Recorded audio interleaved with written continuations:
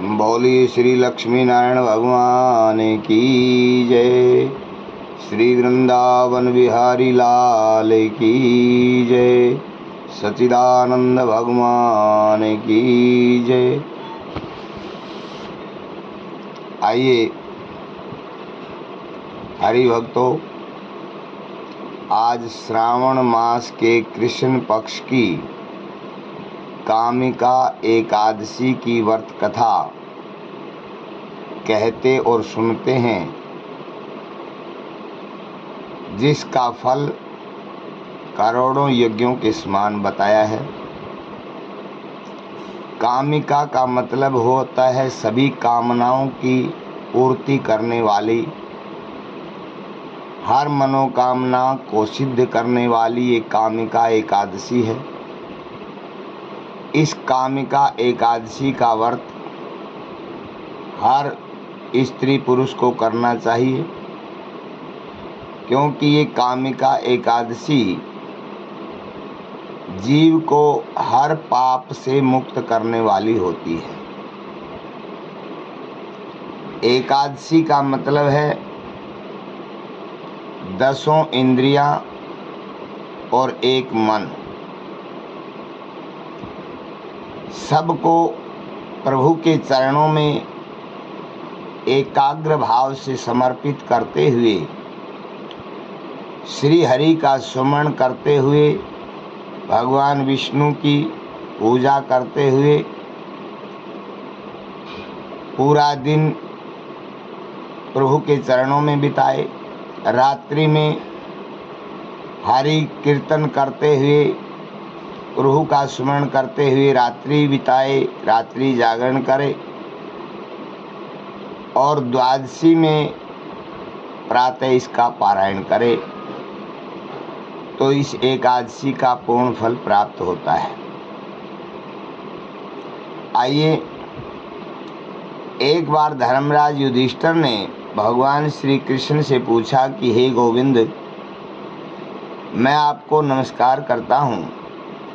श्रावण मास के कृष्ण पक्ष में कौन सी एकादशी होती है और उसका क्या नाम है? इस दिन किस देवता की पूजा करनी चाहिए? इसका हमें विस्तार से वर्णन करके हमें इस एकादशी के बारे में बताएं। तब भगवान श्री कृष्ण ने धर्मराज युधिष्ठिर को समझाते हुए कहा कि राजन सुनो, मैं तुम्हें एक पाप नाशक उपाख्यान सुनाता हूँ, जिसे पूर्व काल में ब्रह्मा जी ने नारद जी के पूछने पर कहा था। एक बार नारद जी ने अपने पिता ब्रह्मा जी से नमस्कार करते हुए प्रश्न किया कि हे भगवान, हे कमलासन पर विराजमान रहने वाले, मैं आपसे ये सुनना चाहता हूँ कि श्रावण के कृष्ण पक्ष में जो एकादशी होती है उसका क्या नाम है, उसके कौन से देवता होते हैं तथा उससे कौन सा पुण्य मिलता है। हे प्रभु, ये आप हमें विस्तार से बताएं। तब ब्रह्मा जी ने कहा कि हे नारद सुनो, मैं संपूर्ण लोकों की भलाई की इच्छा से तुम्हारे प्रश्न का उत्तर दे रहा हूँ, सो ध्यान पूर्वक सुनो। श्रावण महीने में जो कृष्ण पक्ष की एकादशी होती है उसका नाम कामिका है। उसके स्मरण मात्र से ही वाजपेय यज्ञ का फल मिलता है। उस दिन श्रीधर, श्री विष्णु, हरि, माधव, मधुसूदन, वासुदेव आदि नामों से भगवान का पूजन करना चाहिए। ओम नमो भगवते वासुदेवाय का निरंतर सतत जप करना चाहिए। भगवान श्री कृष्ण के पूजन से जो फल मिलता है वो फल गंगा, काशी, नैमिषारण्य तथा पुष्कर क्षेत्र में भी सुलभ नहीं होता। सिंह राशि के गुरु होने पर तथा व्यतिपात और दंड योग में जो गोदावरी स्नान से जिस फल की प्राप्ति होती है वही फल भगवान श्री हरि के पूजन से मिलता है।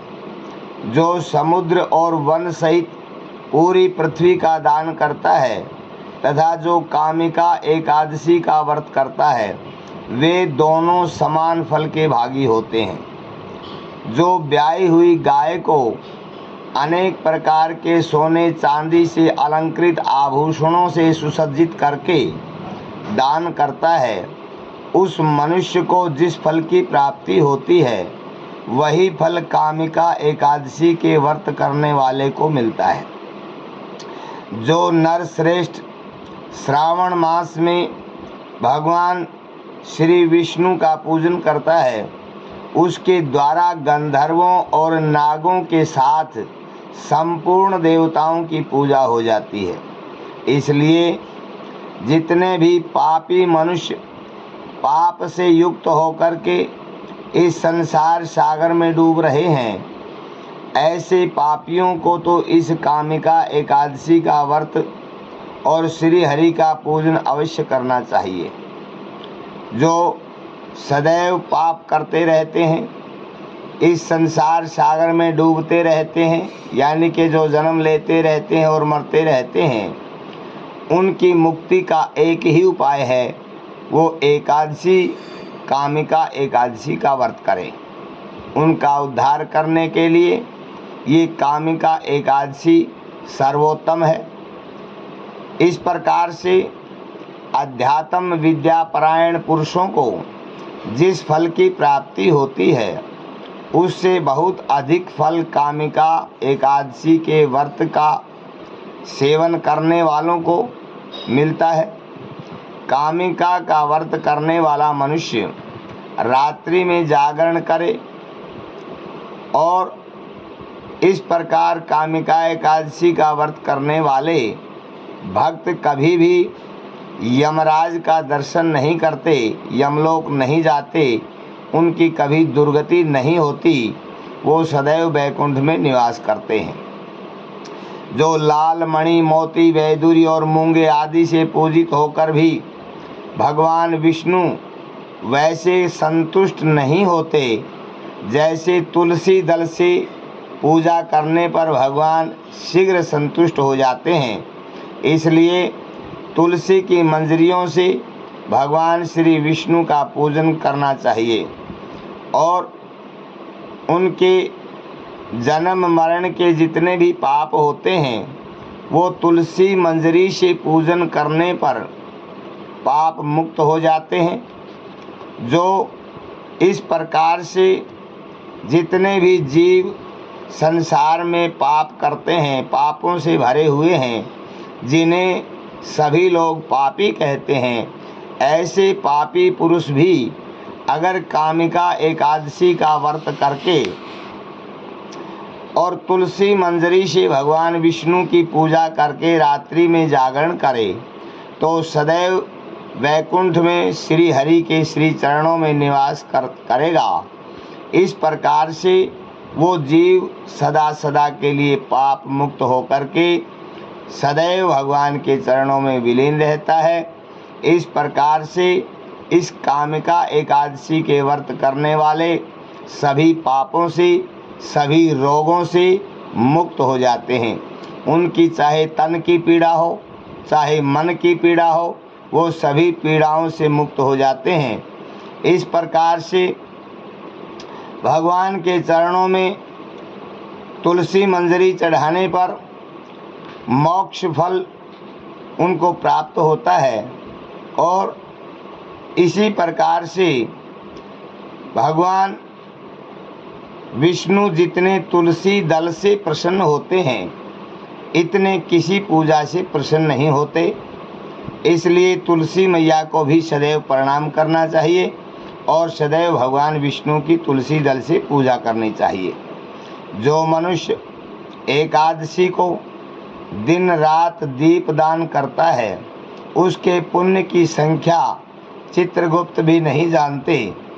इसी प्रकार एकादशी के दिन भगवान श्री कृष्ण के सन्मुख जिसका दीपक जलता है उसके पितृ स्वर्गलोक में सदा सदा के लिए निवास करते हैं और सदैव तृप्त होकर के अमृत पान करते रहते हैं। घी अथवा तिल के तेल से भगवान के सामने दीपक जला करके मनुष्य देह त्याग के पश्चात करोड़ों दीपकों से पूजित हो सदैव स्वर्ग में निवास करता है। भगवान श्री कृष्ण कहते हैं कि हे धर्मराज युधिष्ठिर, ये तुम्हारे सामने मैंने कामिका एकादशी की महिमा का वर्णन किया है। श्रावण मास के कृष्ण पक्ष की कामिका एकादशी सभी पातकों को हरने वाली है। जीव इससे पाप मुक्त हो जाता है, इसलिए मानवों को इसका व्रत अवश्य करना चाहिए। ये व्रत स्वर्गलोक तथा महान पुण्य फल प्रदान करने वाला है। जो मनुष्य श्रद्धा के साथ इसका महात्म्य सुनता है, इस कथा को कहता है और इस कथा को जो भक्त सुनते हैं वो सभी भक्त सभी पापों से मुक्त हो जाते हैं और इस संसार के सभी सुख भोग करके अंत में वैकुंठ धाम में श्री हरि के चरणों में सदैव निवास करते हैं। बोलिए श्री लक्ष्मी नारायण भगवान की जय। श्री वृंदावन बिहारी लाल की जय। सच्चिदानंद भगवान की जय। श्रीमन्नारायण नारायण नारायण श्रीमन्नारायण नारायण नारायण नारायण नारायण नारायण श्रीमन्नारायण नारायण नारायण श्रीमन्नारायण नारायण नारायण सत्यनारायण नारायण नारायण सत्यनारायण नारायण नारायण लक्ष्मी नारायण नारायण नारायण बद्री नारायण नारायण नारायण हरि नारायण नारायण नारायण हरि नारायण नारायण श्रीमन्नारायण नारायण नारायण श्रीमन्नारायण नारायण नारायण शिव नारायण नारायण नारायण शिव नारायण नारायण नारायण राम नारायण नारायण नारायण राम नारायण नारायण नारायण नरे नारायण नारायण नारायण नरे नारायण नारायण नारायण श्रीमन्नारायण नारायण नारायण श्रीमन्नारायण नारायण नारायण। बोलिए श्री लक्ष्मी नारायण भगवान की जय। सच्चिदानंद भगवान की जय। बोली वृंदावन बिहारी लाल की जय। आज के आनंद की जय। आइए, अगर आप भगवान से पाप मुक्त होना चाहते हैं या सदैव श्री हरि का आशीर्वाद आपके परिवार के ऊपर बना रहे, सुख शांति बनी रहे, तो हम जो कथा कहने का फल परमात्मा कहने और सुनने वाले सभी को देते हैं, तो हम भगवान से प्रार्थना करते हैं कि हमारे कथा कहने का फल भी आप सभी भक्तों में वो बांट दें और उस फल को आप पाकर के सदैव आनंदित रहें, सुखी रहें, फलते फूलते रहें, घर परिवार में दिन दुगना और रात चौगुना आपकी तरक्की होती रहे।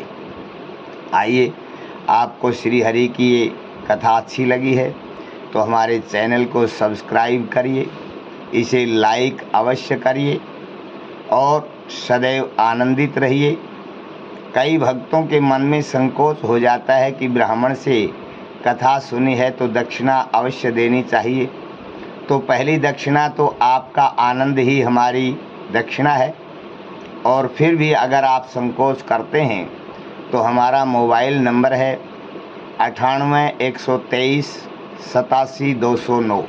पुनः एक बार 98-123-87-209 पर आप अपनी यथाशक्ति दक्षिणा डाल करके अपने जीवन में पूर्ण लाभ प्राप्त कर सकते हैं। सदैव परमात्मा की कृपा आपके परिवार पर बनी रहे। सदैव आनंदित रहें, हंसते रहें, मुस्कुराते रहें, मस्त रहें। जय श्री कृष्णा, जय श्री हरि, जय श्री विष्णु, जय श्री राम, जय श्री बालाजी।